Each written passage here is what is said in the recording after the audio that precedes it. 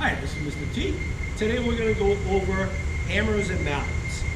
So for demonstration purposes, I'm going to take my safety glasses off. We don't need those, but if we are actually using the tools on projects or equipment, we would be using our safety glasses. So the common thing between hammers and mallets is all of them are sized by the weight of the head.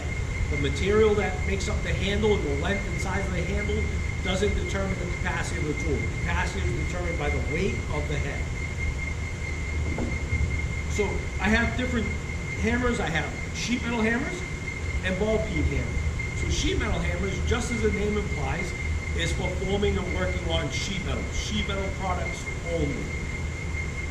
We have two different kinds. We have a square face called a setting hammer, and we have a round face called a riveting hammer. The round face actually has a slight curve to it also. The setting hammer, the face is very flat. When we strike our material with sheet metal hammers, we have to make sure we strike flat and straight. You don't want to be at angles. That's how you create dents and stuff. Both of them will have a point N. The point N is for getting into corner work. It's not a chipping hammer or for trying to break something apart. They are for getting into tight corners when we work. Ball peen hammers are general use hammers. We're going to use these when we're hitting tools like a chisel or a center punch, stuff like that. If we're making something out of heavier material, we'd use a ball peen hammer. Then we have our mallets. These are both rubber mallets, again, sized by the weight of the head. The difference is, this is just a traditional standard rubber mallet. This rubber mallet actually has, you notice, two different colors.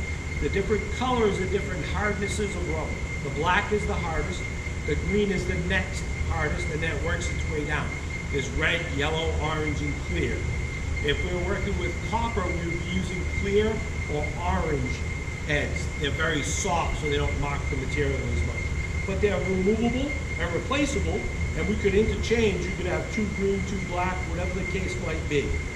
So again, different colors, different hardness, and we use them for different types of material. The main thing about rubber mallets is we're going to use them when we don't want to cause damage, whether it's to the material we're using or if we're using it on a piece of equipment. There are times we use them on a piece of equipment, like a standard handbrake. We would use rubber mallets. We'd never use sheet metal hammers or ball peen hammers on a piece of equipment. They can cause damage to the tooling, and they will definitely cause damage to your material. So again, hammers and mallets.